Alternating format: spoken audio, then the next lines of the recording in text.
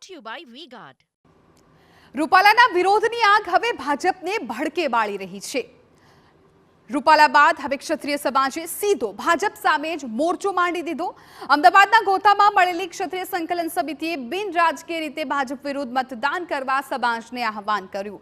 એક દિવસ બાદ એટલે કે મંગળવારથી ક્ષત્રાણીઓના પ્રતિક ઉપવાસ આંદોલનમાં અન્ય સમાજની બહેનો પણ જોડાશે તેવો આગેવાનોએ દાવો કર્યો, જેમાં માલધારી, ક્ષત્રિય, ઠાકોર અને અન્ય સમાજની બહેનો જોડાશે। અલગ અલગ સંસ્થાના બે આગેવાનોએ ક્ષત્રિય સમાજની લડાઈને ટેકો આપવાનો પણ સમિતિ સભ્યોનો દાવો છે। દાવો એ પણ છે કે 30 કરતા વધુ સંગઠનોનો ક્ષત્રિય સંકલન સમિતિના સમર્થનમાં છે। તો સંકલન સમિતિએ જાહેરાત કરી છે કે હવે રાજ્યના અન્ય વિસ્તારોમાં મહાસંમેલનો કરીને મતદારોને ભાજપ વિરુદ્ધ મતદાન કરવા માટે જાગૃત કરાશે। આ સંમેલનોના માધ્યમથી બિનરાજકીય રીતે સમગ્ર ક્ષત્રિય સમાજના મંચથી અમે પ્રજાને આહવાન કરવાના છીએ કે ભારતીય જનતા પાર્ટીના વિરુદ્ધમાં તમે મતદાન કરો, એ જ અમારો નિર્ધાર છે।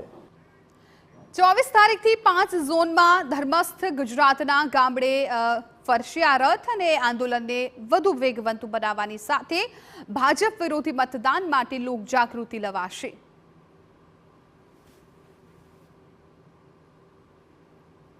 માઇક્રો પ્લાનિંગ થઈ ગયું છે અને 24 તારીખથી સમગ્ર ગુજરાતના જે આસ્થાના કેન્દ્રો છે ત્યાંથી ધર્મરથ શરૂ થશે।